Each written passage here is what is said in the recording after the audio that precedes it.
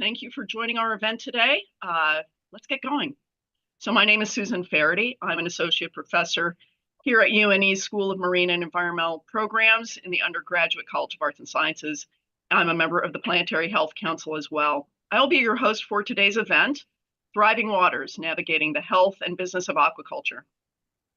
We're facing dramatic changes in our coastal and marine ecosystems and the human communities that depend on them. As the viability of commercial fisheries evolves, demands on our food systems change, and new uses such as offshore wind and aquaculture emerge, we face important questions and challenges. Maine's aquaculture industry presents a unique opportunity for us to consider how an emerging marine use can be sustainable and restorative, contribute to human health, and support thriving coastal communities. Today, we are fortunate to be joined by three experts who will explore critical intersections of innovative research, human health, and economic viability of aquaculture in Maine. We will learn about sustainable practices, the nutritional benefits of seafood and sea vegetable products, and sea farming business opportunities in Maine. Stand by while I share my screen.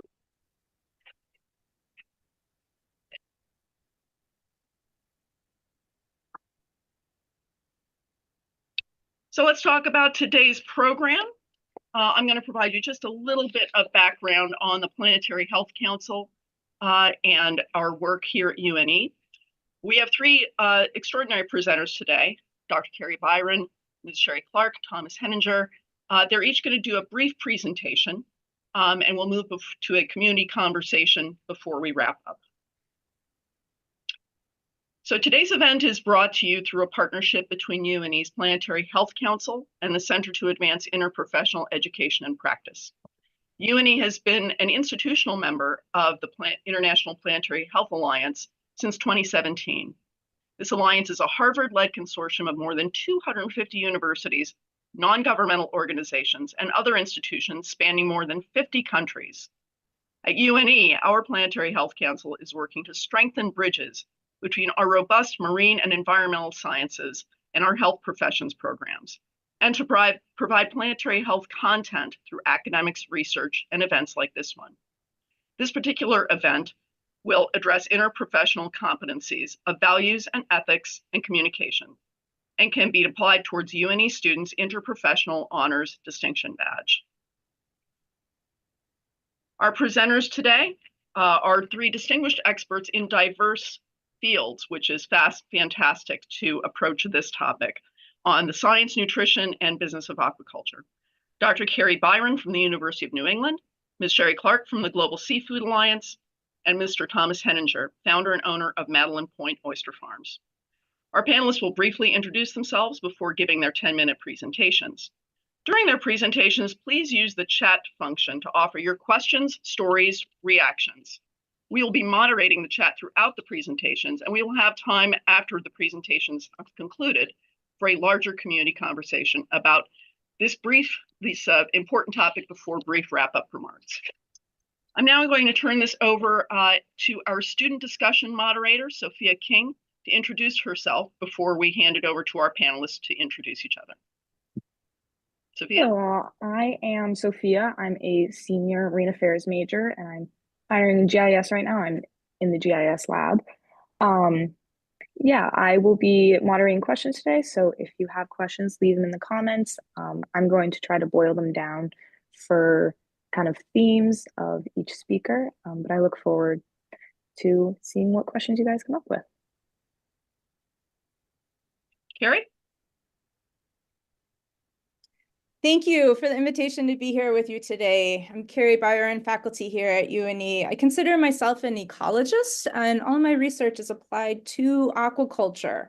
So let me start there. What is aquaculture? Aquaculture is farming in water. This can include growing food or non-food species in freshwater, on land in tanks, or natural or man-made earthen ponds, or even in the ocean. Susan, can you go to the next slide, please? We'll show some pictures of what this might look like.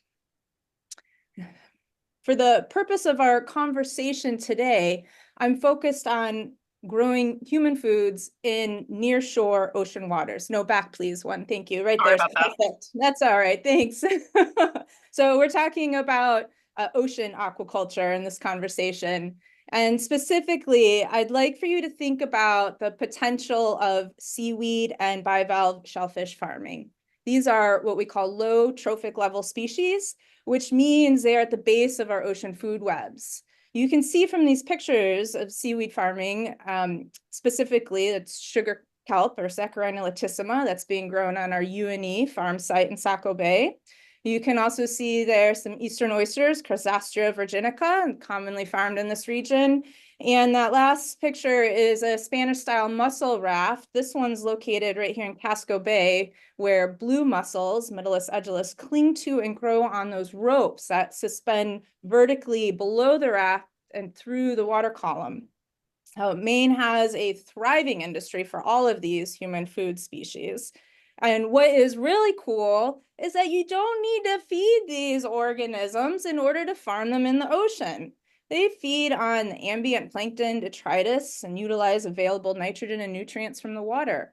There's no added inputs to these farms, and the farms are simply the organism that's being grown and the gear needed to protect them from predation, like bags or nets, and then the gear that needed to keep them in one place, like anchors or lines, and that's it. What I just described to you, we call regenerative ocean farming. Regenerative ocean farming is a climate-friendly model of aquaculture where seaweeds and or shellfish are grown in a way that requires no fresh water, feed, or fertilizer inputs.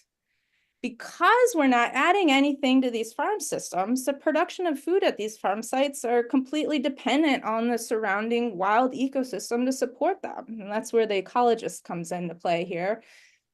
And right, the impact of these farms to the environment is minimal, or in some cases can even be beneficial. Next slide, please, Susan.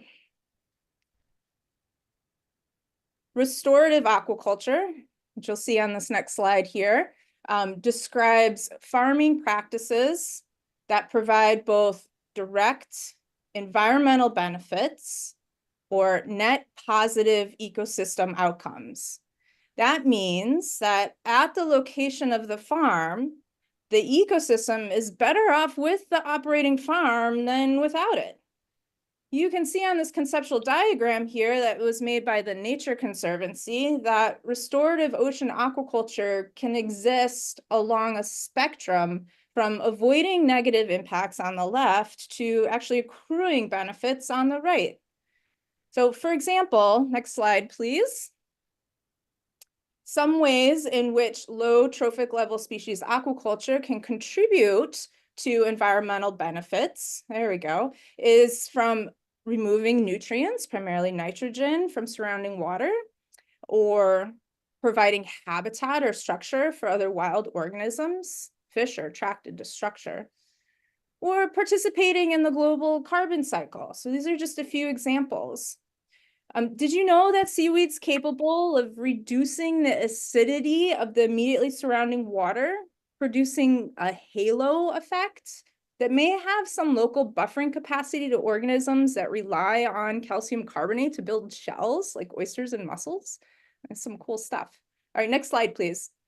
In order for aquaculture to be considered restorative or beneficial, it's important to consider all the environmental and the human or social dimensions. Farming happens within complex social structures, including permitting regulations, social acceptance or criticism, and financial or market structures.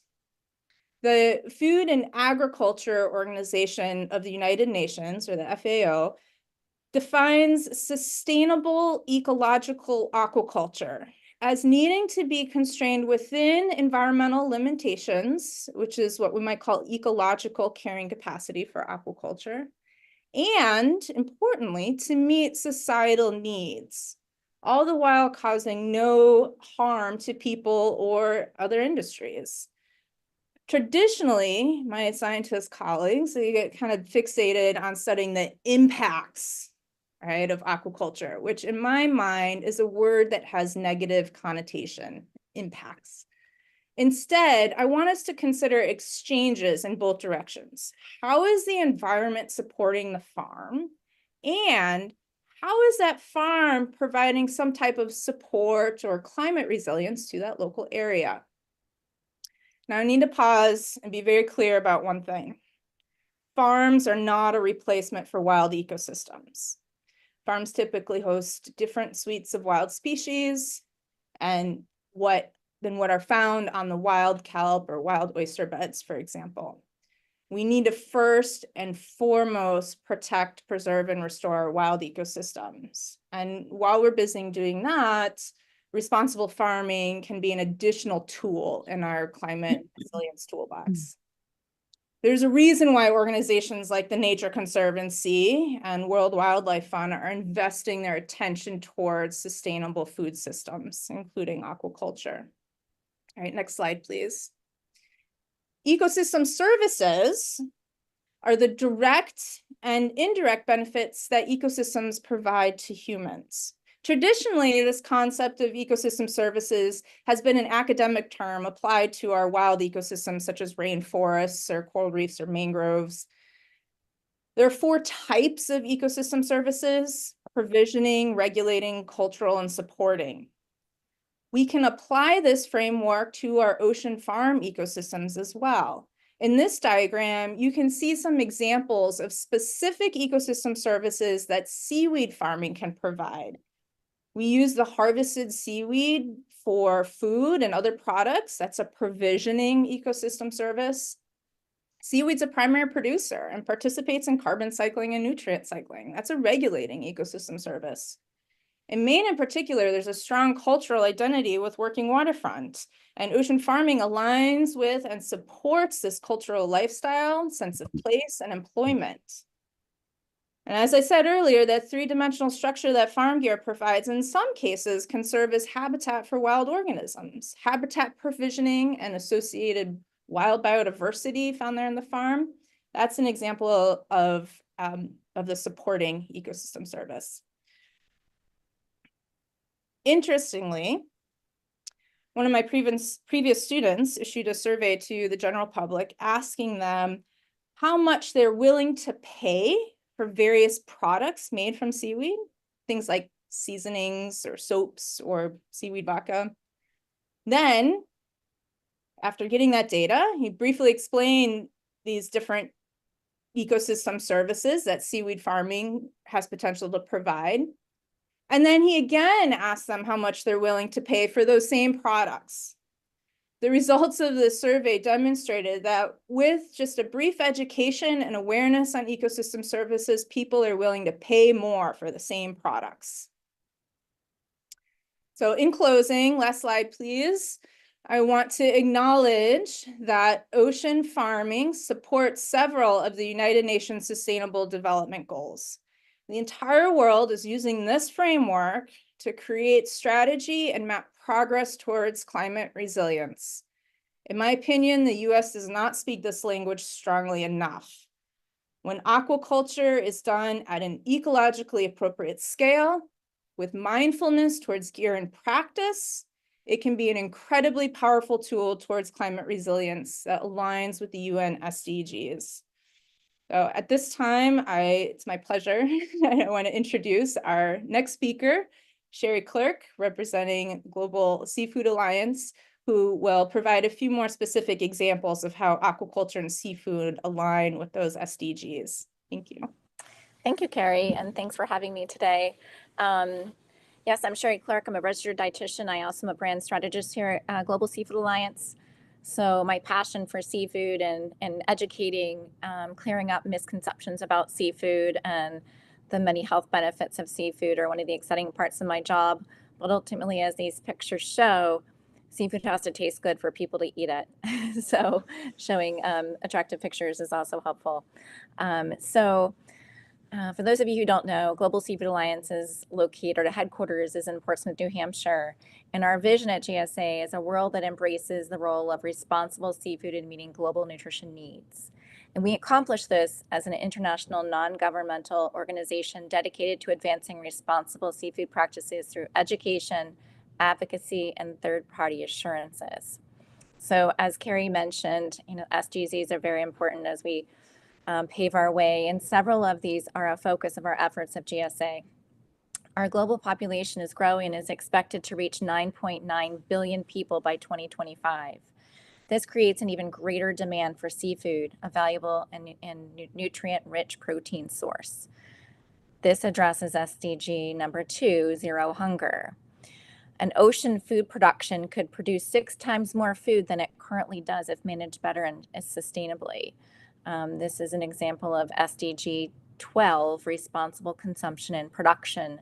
And there's just 2 of many that we focus on in our efforts through education, advocacy, and demonstration at GSA.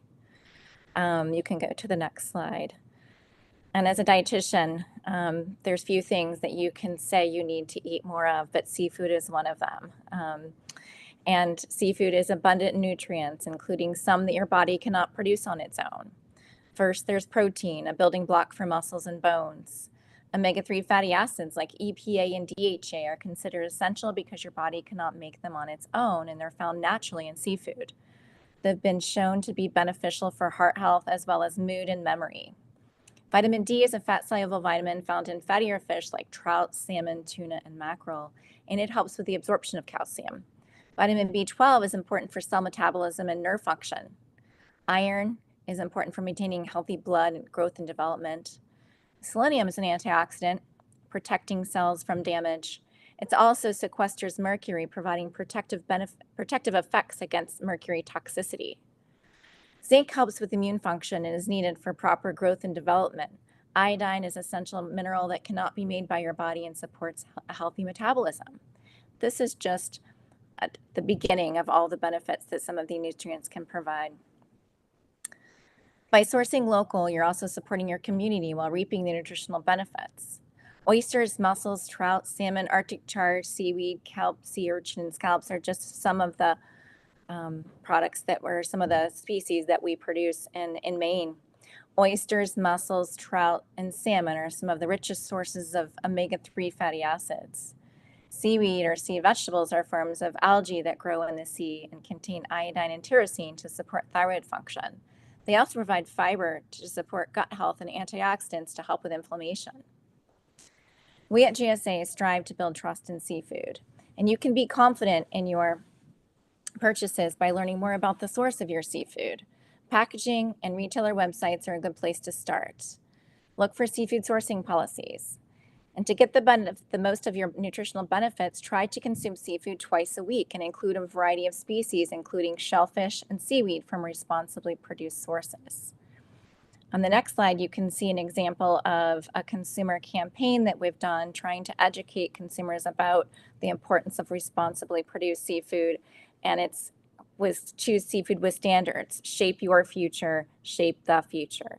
And this helps speak to the importance for the environment and also the health benefits of seafood. Now I'm going to turn it over, the next slide, to introduce Thomas Hallinger, the founder of Madeline Oyster Point Oyster Farms.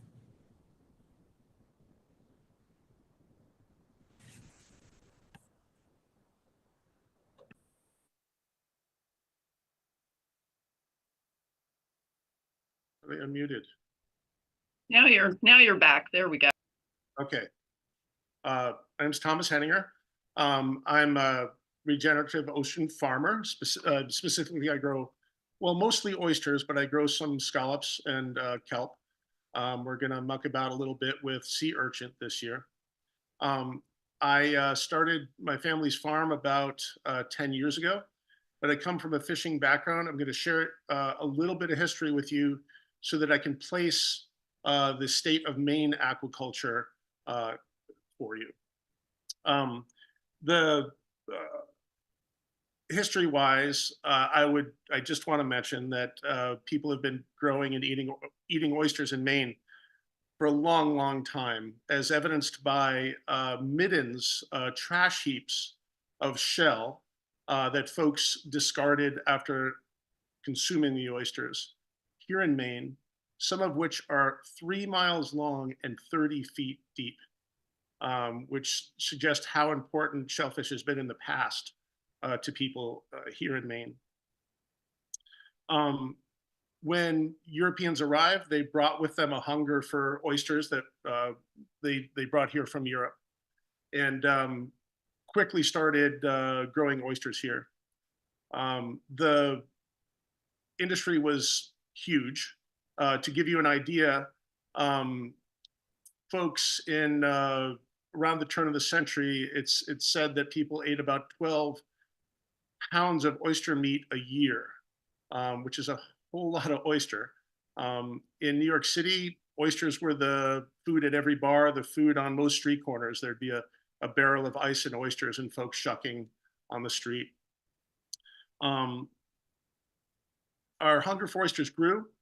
More and more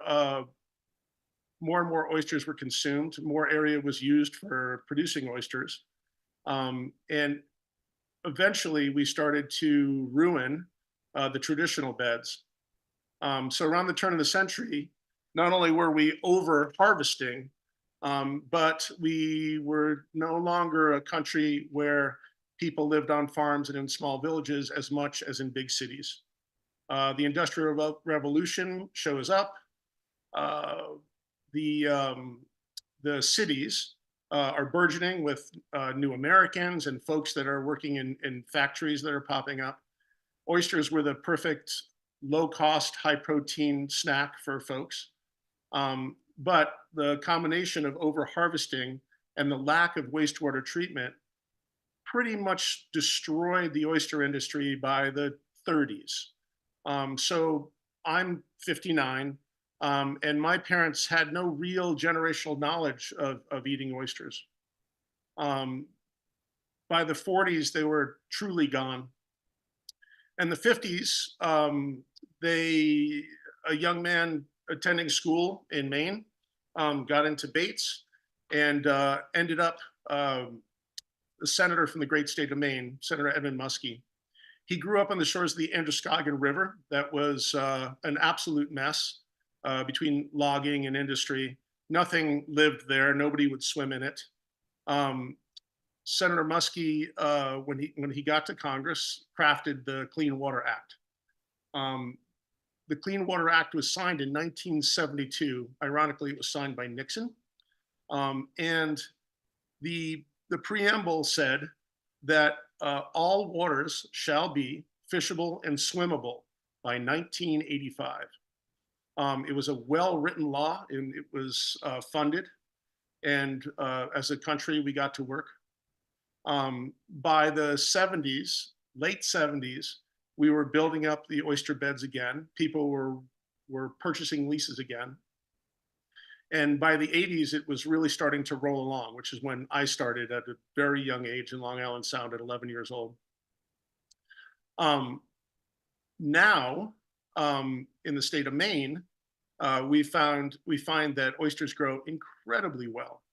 And in a state where many of our other fisheries are suffering, aquaculture species like oysters can really work to provide jobs for fishing families who are finding the resource that they depended on suffering. And me and many of my friends really hope that moving forward, we can make aquaculture more of a part of these fishing families' occupations. The problems for aquaculture in Maine, there's the issue of what we call social contract. The idea that people have been fishing waters in Maine the same way for 5 or 6 generations, mostly lobstering and some trawling. When fishermen, when shorefront owners see oyster farms, they find it confusing. It creates anxiety. They don't know what it is. And that's been a bit of a problem moving forward for aquaculture in Maine. The state itself has been somewhat problematic in that the agencies that oversee us are woefully understaffed. We're hoping that can change moving into the future.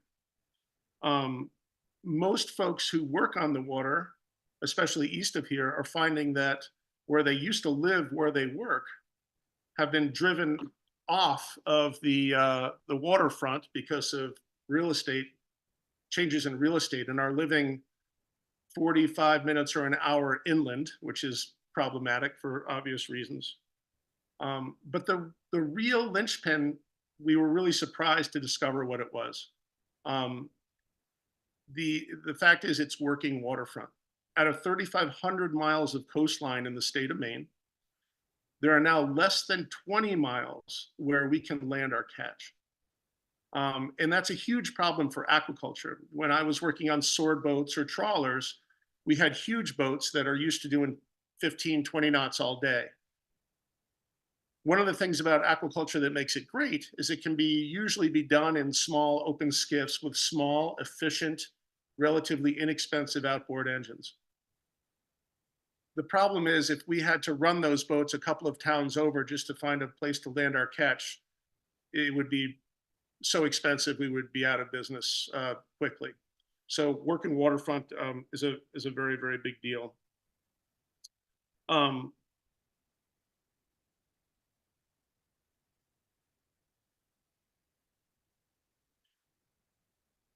One of the good things that has happened is we've become much more efficient.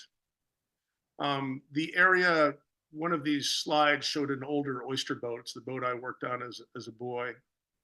And we would have to use an entire bay, a huge area, in order to employ 8 or 10 people efficiently. We've learned so much about aquaculture, including the way you see that's my son working with the floating gear that we use now. Instead of using a huge area, because of what we've learned and new equipment, we're able to grow the same amount of food in a very small area, which bodes well for Maine, which is a series of small coves and harbors. That's our farm in Broad Cove, not so far from you guys. Between kelp and molluscan aquaculture, folks that know about such things tell me that we could feed the nation in an area about the size, a little smaller than the size of the state of Washington, which moving forward is something we probably need to be encouraging. So I'm hoping that the state and the nation will get in the driver's seat when it comes to making aquaculture work. How far along am I, guys? I've got 2 more slides teed up for you, Thomas. Okay. We've probably got a couple minutes left. 4 minutes. Okay, great. The other thing I will tell you to you all is that I grew up in the traditional fishery, so trawlers, sword boats, things like that. My livelihood wasn't super healthy. I know lots of you folks are healthcare professionals. Going to sea for 2 weeks at a time wasn't very good for me or for my family over time. One of the things that we love about aquaculture is it's usually done in a more accessible space, usually a little safer, and we all come home at the end of the day. We don't have to be on the Grand Banks to do this. And because it's such a new industry, we're making up a lot of it as we go. But one of the things I've noticed that we're very, very happy about is that if you look at a farm like mine, the people who work for me look like the community around us. On a sword boat or a trawler, everybody looked exactly like me.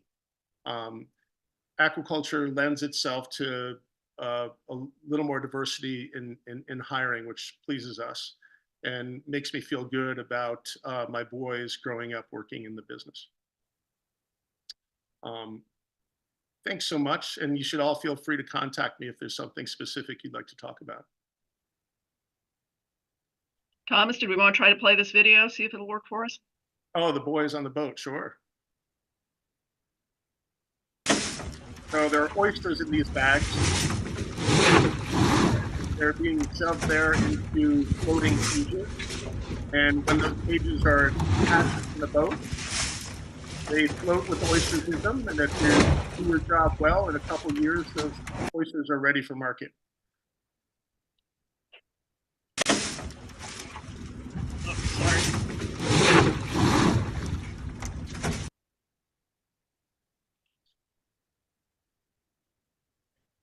Any last words, Thomas? No, but I'm happy to answer questions. Here you see a kelp line, and one of my employees on an uncharacteristically nice day for kelp farming, which is done in winter time. It doesn't usually look like that. Always looks like that in Maine. That's what we tell our prospective students when they visit campus on a beautiful fall day. Well, kelp that size, the kelp gets that size usually in February. So usually there's a little more ice and a little more wind. Yeah, I've seen my colleague next door, Carrie, come in with her students after harvesting in the winter. They look a little chilled. Thank you, Thomas. Thank you, Sherry. Thank you, Carrie.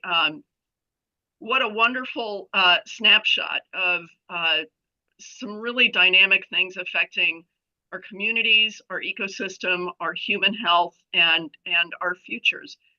So I'm going to turn it over right now to our student moderator, Sophia, to help us facilitate some conversation. I've been driving the slides, so I haven't been keeping an eye on the chat, but I understand there's been a lot going on. So Sophia, you want to tee up some conversation for us and continue to engage in the chat as we go. We'll keep an eye on it. Yeah, of course. Hello, guys. So you had some interesting conversation in the comments. I'm going to start off with a recent question from Maddie. This is kind of broad to any of the panelists who feel up to answering this, but what are some of the things to consider when deciding which species are going to be the most sustainable and economically viable for aquaculture in a specific region? Yeah, that's a great question, to think regionally about your seafood. And I think that's the answer right there. What are the local species to you, right? And then also thinking about eating low on that trophic level. If you think about, food chains or food webs or food pyramids, it's your primary producers, and then the things that eat those primary producers that are at the base of the food chain. And the more you can eat at those two levels, the better for the environment, the more sustainable. Yeah. On top of that, so aquaculture can often be a more expensive seafood to purchase. When advertising this, not only to people who are concerned about environmental and public health, maybe for people who are more concerned in the financial aspect of affording seafood that's derived from aquaculture, how would you possibly advertise that and make that appealing for a more financially focused group? Do you want me to take that one? From a consumer perspective, I think sometimes people think of frozen seafood as poor quality, when in fact it can be frozen in its peak freshness, and it can actually preserve the nutrients. It also comes with a lower price point. In addition to that, it allows you for good menu planning, because a lot of times you might not be able to eat the seafood the night you plan to, and you don't want it to go bad. So if it's in your freezer, you have more flexibility in meal preparation, so it can be easily worked into a budget. So I can add that most of your fresh seafood has already been flash frozen. Like, our technology in freezing food is pretty sophisticated now. And so a lot of times what appears to be fresh in the market has actually once upon a time been frozen already. So nice. Frozen. And then, and thinking about things like, seaweed, most of that is dried, so it's shelf stable. It's easy to like sprinkle on for a little extra flavoring or texture in dishes. Also, something you could all do right now, Hannaford's, a couple of the other places right in Maine. There's a company that takes our seaweed, flash boils it, flash freezes it. Well, actually, first they cut it into noodles, flash freeze it. You can get it at Hannaford's right now. And any pasta dish you make, you could take some of the pasta out and replace it with kelp noodles. it'd be a great entry for a lot of folks. It's good and it's a lot of fun. Very nice. And then shifting gears a little more, how can we ensure that not only for consumers, there's an understanding of the health aspects that go into aquaculture, not just for the consumers, but also for the people on the boats, everyone in the industry who's working these long days on the farms? Well, there's a couple of things to tease apart there, right? Thomas, I'm going to let you have the same first word, and then I'll come in and take it from another angle. So everything I did on a sword boat, everything I did on the Grand Banks, every single thing I did had 6 or 8 generations did it before me.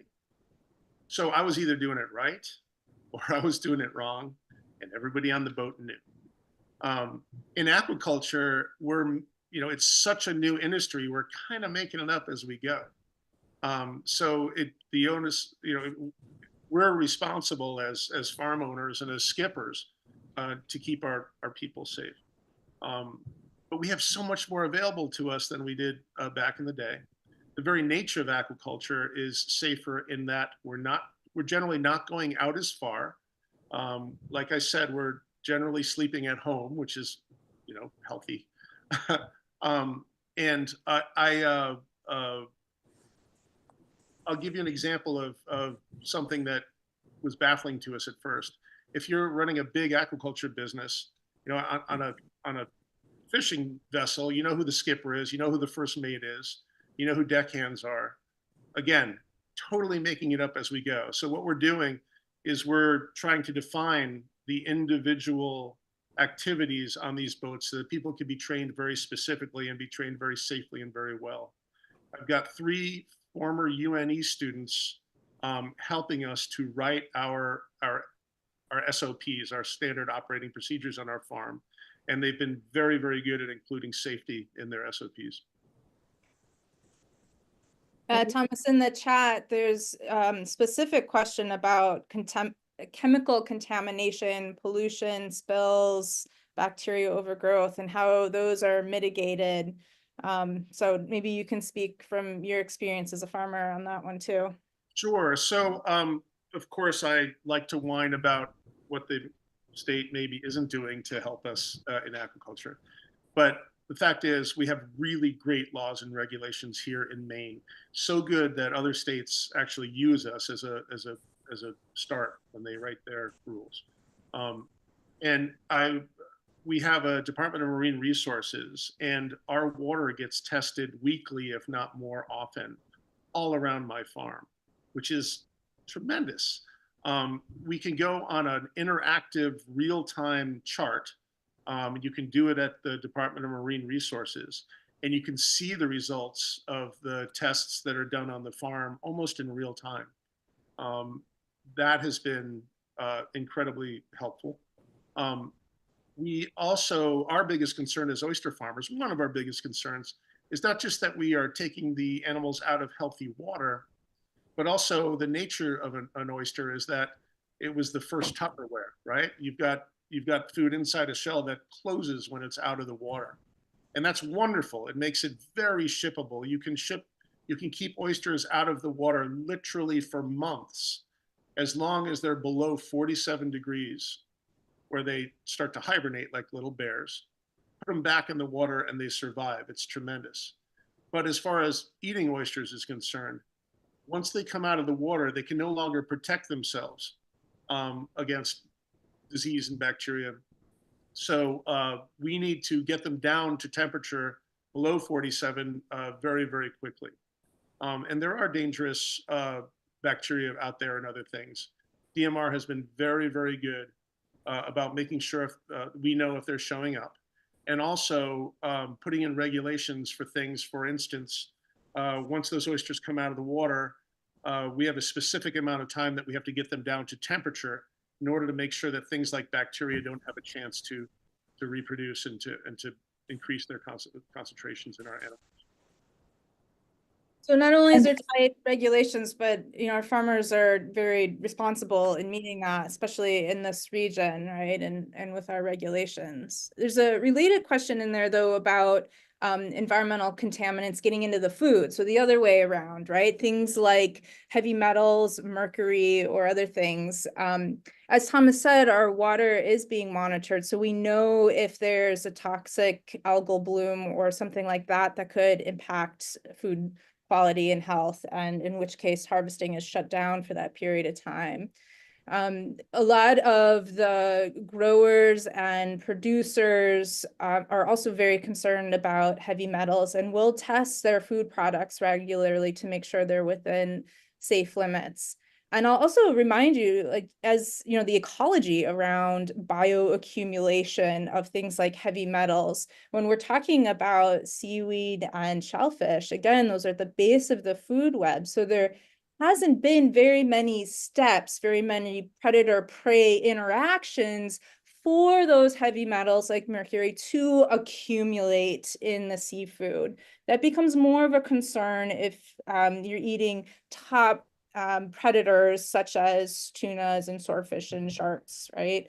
But even then, I would say, you know, eating seafood provides way more benefit than risk in most of the case. And Sherry's shaking her head, so Yep. you can go ahead and add something to That that. is true. Sherry. No, I think that's something that comes up a lot, but more and more studies are showing the benefits outweigh the risk.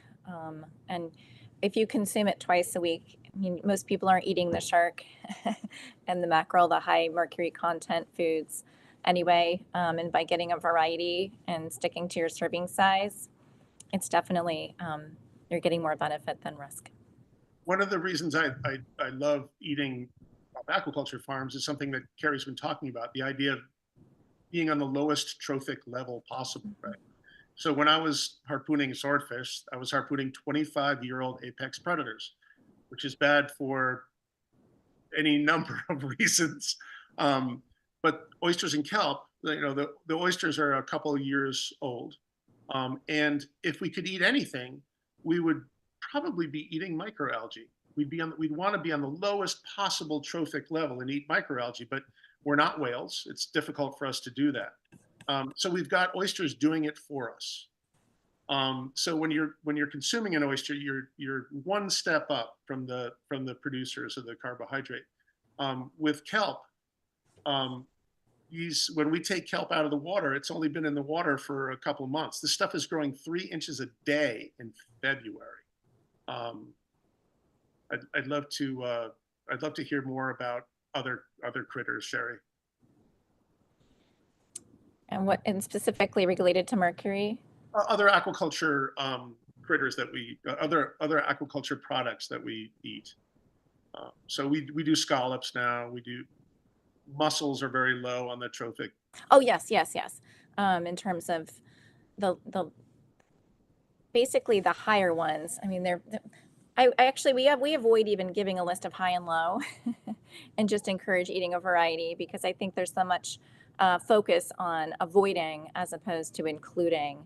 But I can give you a list. It's actually on the Seafood Nutrition Partnership website, and it's broken out by the different levels. And the majority of the species that we're talking about here today that are local to Maine fit within the top 2, striving to get 250 milligrams to 500 milligrams per week.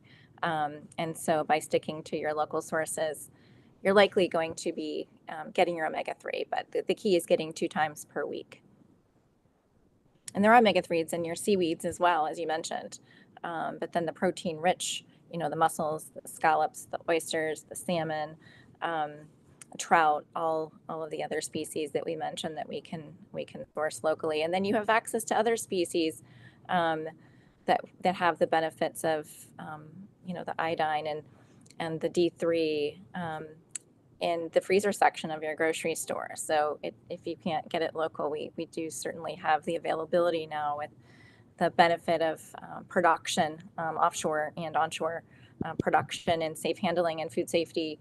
And the one thing that, you know, at GSA that we do when we talk about demonstration and certification is working on food safety and having standards in place for all things related to the wastewater and the feed and just the way things are produced globally as well, to try to minimize the impact, and just continuously trying to improve the process related to the 4 pillars of responsible sourcing, and that's the food safety, the social accountability, the animal health and welfare, and let's see, environmental, social, food safety, and animal health and welfare. So those are our 4 pillars, addressing all four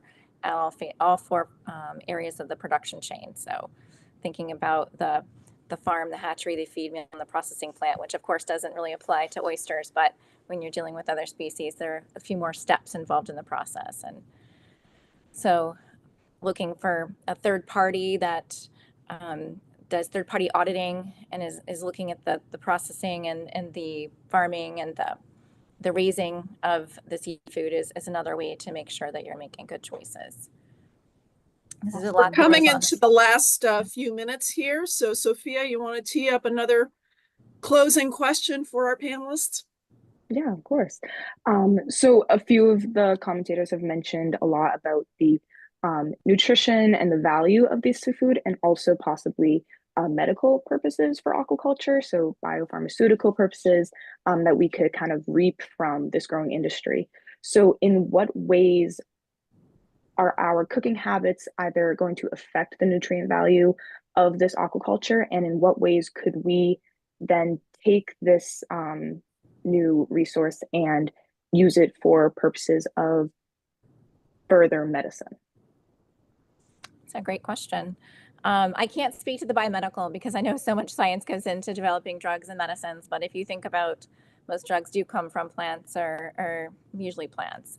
So I can't speak to that specifically, but if you think about omega-3 fatty acids, there's so much research, and that's found in so many different seafood varieties, even the things that we don't think about, like pollock. There's more research currently being done to identify the amount of omega-3s in pollock, but and that's not aquaculture, but in wild and farmed, but can provide benefits for heart health, mood health, anxiety, can help with behavior problems in children. There's just so many things that by eating healthy and including seafood as part of your diet is going to help you get the benefits. And as a dietitian, I recommend getting your omega-3s or your fatty acids from food if you can, as opposed from a pill, because you're getting more than just that omega-3. You're also getting the vitamins and minerals that come along with this, and also the protein source. So by eating the food instead of taking the vitamins or minerals of the supplement, you're getting the benefits of all the other things in the seafood product. So I know I didn't answer your question directly, but I think you can't even answer that in one question. Like, there's numerous research studies, and you can look at the Seafood Nutrition Partnership has a whole science section on their website. I think that's an excellent a resource for medical research specifically related to seafood. But more and more is being uncovered every day about more than just omega-3 fatty acids. But I would say if there's one like magic bullet in seafood that we really are proud of, it's the omega-3 fatty acids and all the many different benefits. And most seafood has varying levels of that, as well as the fiber, the proteins. Like you talk about the sea vegetables having the fiber.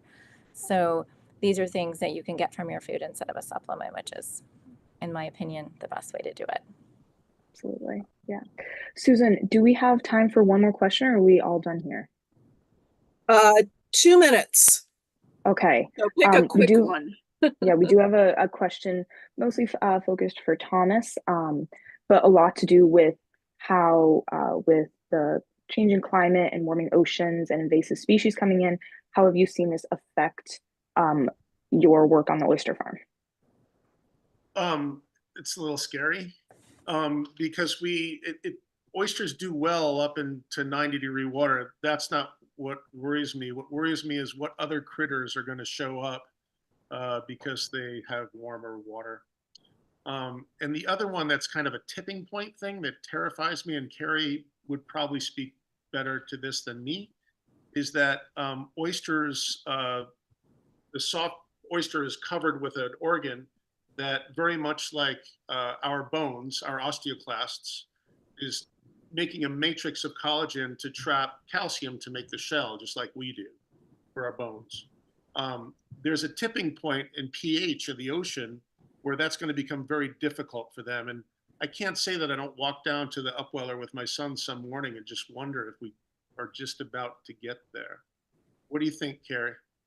Yeah, I would agree. pH is a little bit more scary than temperature for oysters specifically. Yep. And for all those other organisms that need that calcium carbonate to build their shells or their structural materials, especially at the young, like larval development stages. Yeah. I want to thank you all for a really lively, broad-ranging set of presentations, as well as the conversation. And especially to Sophia for riding herd on everything that's going on in the chat. So as we come to the end of the event, a couple of things. If you're signing off, please check in the chat. We have a survey there, and I'll have a QR code in the next slide. But before we do that, I'm going to invite our panelists to respond to one closing question. If we were to gather this group back together 10 years from now to see where we're at, what would be your vision for what aquaculture would look like in 2034? So I'm going to start with the order that you all went in. So Carrie, 2 minutes, and then we'll go to Sherry and Thomas to wrap us up. I'm going to be a little sly. I'm going to dream here. So I'm stepping outside of what I realistically think is possible, but what I would hope and dream for.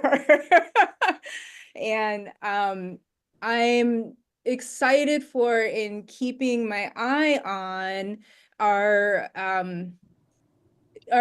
ocean infrastructure, right? That is underway and will be part of our reality in this next decade. So I'm thinking about offshore wind in particular, and there's probably some other industries as well. And I'd like for us to be mindful of coexisting industries and look for synergies there. Let's be efficient about our use of space in the ocean. When you stand on the coast and look out to the big blue, it looks like this vast open unused space. But if you actually look at a mariner's map, holy cow, is that a busy place, right? And I think we're going to have to start looking farther offshore, and we're going to have to start considering farming at different scales than what we're doing now. Not that one scale is better than the other, but we need variety, in my opinion. And we're going to need to be a little innovative there. I think it's going to take some rethinking, reworking of our regulatory processes. And yeah, I think there's so much opportunity there. I just hope we can get out of our own way to make it happen. Fair enough. I'm familiar with that. Sherry, how about you? 10 years from now, we go to Hanford, we go to a school lunch counter, we go to a restaurant. What do you see from your perspective? You know what, this is something that we work on a lot and we talk about is like the transparency and the traceability. I feel like seafood farming tends to have more negative connotations than, say, an aquaculture farmer.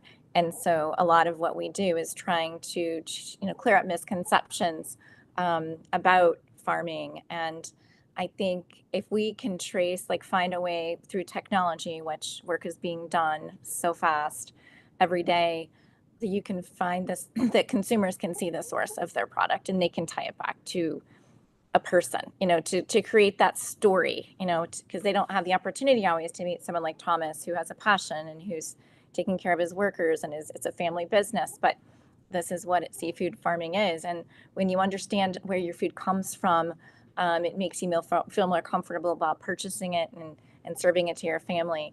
So that is kind of helps with the consumer story that we share when we talk about the different steps in the production chain of different species, and also beyond just Maine, because a lot of our seafood does come from global sources. And it's a little less comforting sometimes if you're not familiar with where it comes from. So I think that would be great. And I think too, with that, we can also help educate regarding the nutritional value. We'll know about how the aquaculture, how the seafood products are fed, because great research goes into the feed.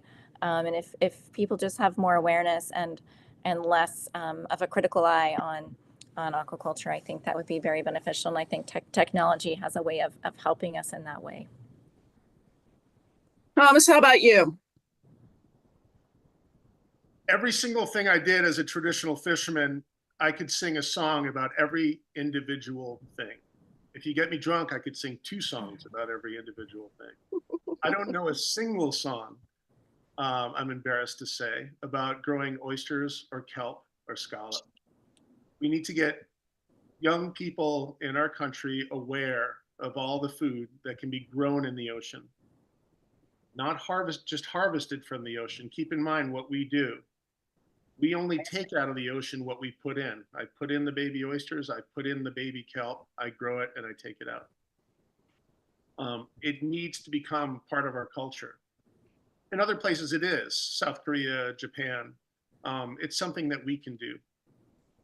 We send our best seafood, we grow the best seafood in the world here in the United States, and we take 90% of it and we export it.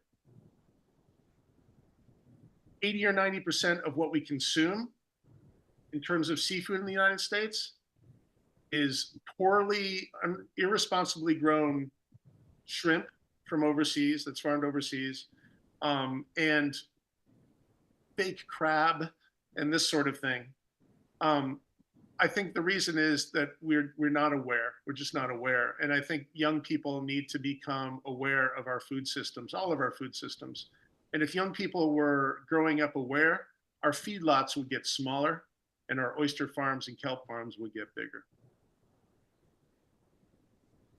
Thank you all. I want to encourage everybody to virtually applaud our panelists for being so generous with their time and their expertise today. As you're leaving, please remember to send the survey results back to us. The QR code is there. The survey's also in the link. As a reminder to students, today's event addressed intraprofessional competencies of values and ethics and communication, and could be applied toward your interprofessional honors distinction badge. I know our panelists would be happy to hear from you with additional questions and conversations, as well as members of the Planetary Health Council. So on behalf of the Planetary Health Council and the Center to Advance Interprofessional Education and Practice, thank you. Have a wonderful rest of your day, rest of the semester, and go eat some seafood tonight. Thank you very much. And if the panelists and members of our little planning group could stick on afterwards for a debrief, that would be fantastic. Thank you, everybody.